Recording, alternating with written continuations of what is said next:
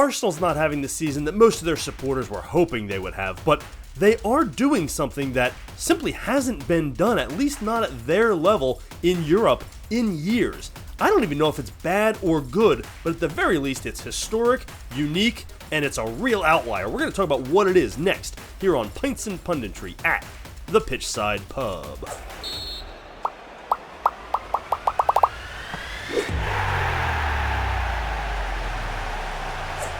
Arsenal's success with free kicks and corner kicks this season has been well documented, as has their struggle to score from open play, which got me thinking, has a club that is having as much success as Arsenal is having this season, whether you like it or not, they are, have they ever been this reliant on free kicks and corner kicks to score goals? And I ran the data, and I think you're going to be really interested in what we found. But before we get into that, go ahead and hit that subscribe button for me down below so you can follow the channel. Get in that comment section, let me know what you think. Is this sustainable? Do you want to see better? Get in the comment section. Let me know your thoughts. You can also leave some comments on Twitter and Blue Sky at Pitchside Pub, and check out the website pitchsidepub.com. So, you may be disappointed by Arsenal's season, or you may not be if you're not an Arsenal supporter, but even though they're not winning the Premier League, they are still having a good season. They're second in the Premier League, which is the deepest league, most competitive league in the world. They are making a deep Champions League run. No, they may not end up lifting a trophy, but you can't argue that Arsenal is one of the 10 best teams in the world right now, and rightly so.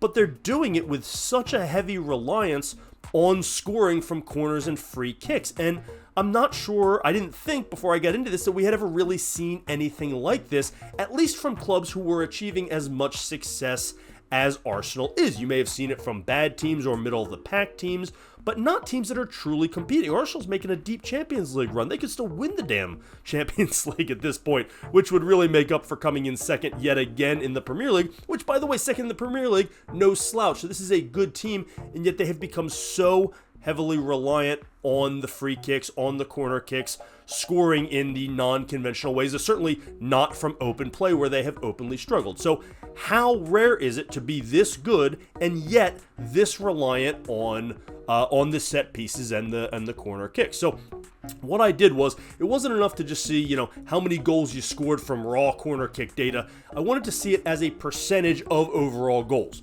because there's a few different ways this can happen. It can come from being very good at set pieces. It can come from being very bad at scoring from open play.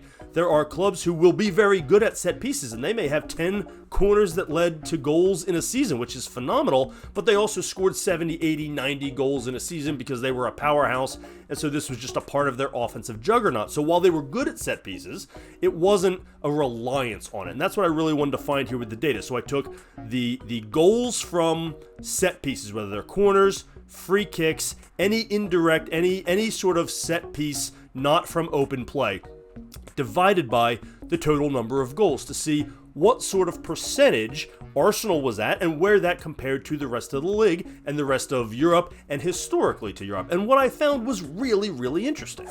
So you won't be surprised to find that Arsenal had the highest percentage of their goals coming from set pieces in all of the Premier League, with 10 of their 53 goals as we entered this international break coming from set pieces. That's 18.87%. That's a very high percentage and probably over-reliant. In fact, as we broke this down, you'll see where the sort of line of demarcation should be on reliance on set pieces for goals. But it's not the highest in Europe. In fact, it's not even close. In fact, there were 8 clubs who have a higher percentage reliance on free kicks and set pieces to score their goals, and some of them were over 20%. The problem is, none of them were really all that good. Look at the finishes for these clubs. You've got 13th place, 11th place, 12th, 7th, 9th, 11th, 17th, and 18th. This is not exactly the who's who of European powerhouses, and not exactly company that Arsenal wants to be in. In fact, you can see from our chart when we go to plot this just how far out Arsenal is compared to the other clubs. If you look at just the clubs that are currently sitting in the top 5,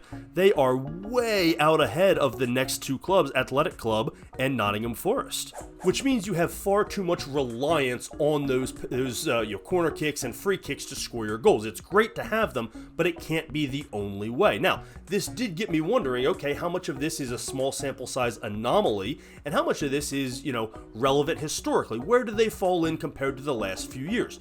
So I expanded this out beyond the top 5 leagues that we ran here into the top 5 leagues for the last 4 seasons, which gives us 20 seasons, 20 league seasons of data points to run these numbers with. What that does is it gives us 328 data points to sort through. And you can see that, yes, there are clubs that were more reliant. In fact, there was something going on at Mallorca a couple years ago where they could not score outside of a set piece. But again, those clubs weren't very good. And there are plenty of clubs who have a heavier reliance on scoring goals from set pieces, but none of them were really on the caliber of Arsenal. In fact, there were only a couple of top 5 finishes in this entire group, and none of them made anything close to a Champions League run the way Arsenal is. So you really can't consider them on the same level when you come in 4th and 5th in the Bundesliga, the way Union Berlin and SC Freiburg did. Those are the 2 closest examples to a good team who was this reliant on free kicks for their goals. But those clubs are not on the caliber of what Arsenal's trying to do. They did not make deep European runs at the Champions League level the way Arsenal did. And so those are sort of anomalies, and they're just not on the same level of caliber. In fact, you have to go down to our 88th most reliant team out of 328, so we're getting down to the middle of the pack to find another club who was the caliber of Arsenal this year that was this reliant, or at least somewhat reliant, on free kicks to score their goals. That was the 21-22 Inter team that came in second in Serie A, and their reliance was down to about 14%. And that seems to be a strong line of demarcation where you don't want to go much above 15% of reliance on these free kicks to score goals to really still be competitive. Arsenal does appear to be an outlier in this regard. In 4 years, in 5 leagues of Europe, 328 teams, they are the only team to be this reliant on scoring their goals through set pieces and stoppages of play and still be this competitive. There are no really close similarities. The other clubs that have done this simply are not that good. And so this begs the question, have Arsenal figured something out that the rest of the world hasn't and are just this damn good at it because they got a great set piece coach and they got players who really excel in this arena and these situations? Or is this a bit of an anomaly? Is this something where maybe they got a little bit lucky on some of these set pieces and it masked their inability to score? Or is this something that they can sustain? I'm not sure I know the answer here. I have some thoughts on it. I don't personally think it's going to be all that sustainable, but they are really good at it, so you never know. But boy, if they could take this percentage of converting these set pieces and then add a decent striker and score some goals in play, man, they'd be an offensive powerhouse. And of course, I'm not breaking any news here. This is not new information, but it was interesting to me just how much they stood out from the crowd and how much of an outlier they were. What do you think? Get down in that comment section. Let me know your thoughts on this, the data, everything. Get in that comment section. I'd love to hear your opinion on this. You can also leave comments on Twitter and Blue Sky at Pitchside Pub. Make sure you hit that subscribe button for me down below so you can follow the channel and check out the website, pitchsidepub.com. Thanks as always for joining us here on Pints and Punditry at the Pitchside Pub.